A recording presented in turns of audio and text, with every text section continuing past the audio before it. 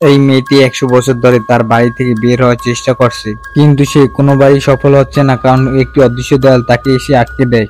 যেহেতু তাকে কেউ দেখতে পেত না, তাই তার জন্য একমাত্র বিনোদন হলো বাসায় নতুন আসা ভাড়াটে ভয় দেখানো। সে ইচ্ছে করে তাদের পাশ দিয়ে হেঁটে যেত, যেন প্রচন্ড গরমেও তাদের ঠান্ডা লাগে। কখনো কখনো তাদের অদ্ভুত আশ্রয় চমকে দিত। সে ভেবেছিল জীবনটা এভাবেই কেটে যাবে। ঠিক তখনই তাদের বাড়িতে একটি তার বয়সী ছেলে আসে। একদিন কোল আলমারি গুছাতে গিয়ে একটি জুতো ছুরি মারে, যা গিয়ে একটি দেয়ালে লাগে এবং দেয়ালে থাকা গোপন দরজাটি খুলে যায়। দরজার পিছনে একটি অ্যালবাম রাখা ছিল। অ্যালবামে বিয়াট্রিস নামে একটি মেয়ের ছবি রয়েছে। সেখানে তার জন্ম থেকে হাইস বেড়ে ওঠা পর্যন্ত সকল ছবি রয়েছে। এরপর আর কোনো ছবি ছিল না, কারণ তার শেষ ছবিটা তোলার কিছুদিন পরেই তার মৃত্যু হয়। পোল যেহেতু তার অ্যালবাম দেখে এটি বিয়াট্রিসের একদমই ভালো লাগে না, সে বারবার অ্যালবামটা বন্ধ করে দিচ্ছিল। পোল যখন আবার অ্যালবামটা খোলার চেষ্টা করে, তখন তার ভিতর থেকে একটি আংটি মাটিতে পড়ে যায়। তখন তার নজর ওই অদ্ভুত দেখতে আংটিটির উপর পড়ে।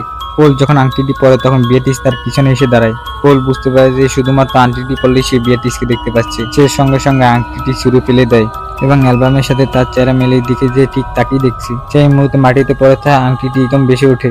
পোল আংটিটি পরে আবার তুলে নেয়। বিয়াট্রিস তাকে অনুরোধ করে যেন সে যেন আংটিটি না খোলে। অনেকক্ষণ পর সে যখন শান্ত হয়, তখন সে বিয়াট্রিসের কাছে তার অতীতের ঘটনা জানতে চায়। 1920 সালে বিয়াট্রিস একটি জাদুঘর থেকে এই আংটিটি কেনে এবং আংটিটি কিনে যখন জাদুঘর থেকে সে বের হয়, তখন একটি গাড়ি এসে তাকে উড়িয়ে দেয়। এরপর সে তাকে বেডরুমে আবিষ্কার করে। এরপর সেদিন থেকে সে এই বাড়িতে বন্দী হয়ে পড়ে। বিয়াট্রিস অনেক খুশি ছিল এবং সে কোলের সাথে কথা বলতে চাইতো, কিন্তু কোলে কোনো বুতুলি বন্ধের দরকার ছিল না। সে বিয়াট্রিসকে বলে যে একে অপরকে না দেখে বান করে থাকা যায়। বিয়াট্রিস না চাইতো রাজি হয়ে গেল। পোল যখন হোমওয়ার্ক করছিল, তখন সে ইচ্ছে করে তাকে বিরক্ত করে। তারা কথা বলে জানতে পারে তাদের দুজনই মিউজিকের প্রতি গভীর ভালোবাসা রয়েছে।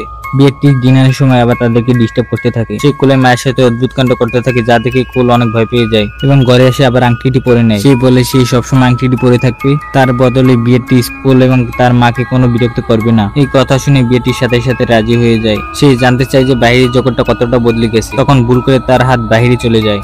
সে তার চোখকে বিশ্বাসই করতে পারছিল না এবং সে কুলকে বলে যে তাকে বাইরের জগৎ দেখাতে।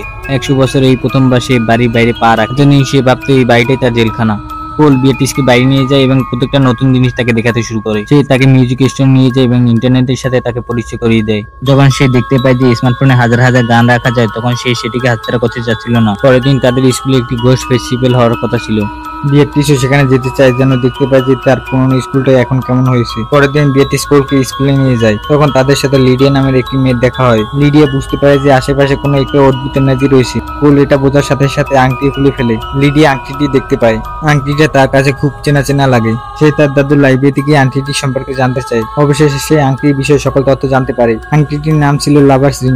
প্রাচীন মিশরের রাজা এটি তৈরি করেছে। এই আংটিটি জোড়া ছিল, আর এই জোড়া যে আলাদা করতো তার মৃত্যু হতো। তার আত্মা পৃথিবীতে ঘুরে বেড়াতো যতক্ষণ আংটির জোড়া আবার মিলিত হচ্ছে। লিডিয়া কোলকে এই বিষয় সম্পর্কে জানায় এবং বলে অন্য আংটিটি ইংল্যান্ডের একটি মিউজিয়ামে আছে। কিছুক্ষণ পরে আংটিটি লিলিয়ামে উঠবে। কোলের কাছে আরে মাত্র কিছু সময় রয়েছে। এই খবর জানার পর কোল দ্রুত বাড়ি ফিরে এবং দেখতে পায় বিয়াট্রিস পুরো বাড়ি সাজিয়ে বসে রয়েছে।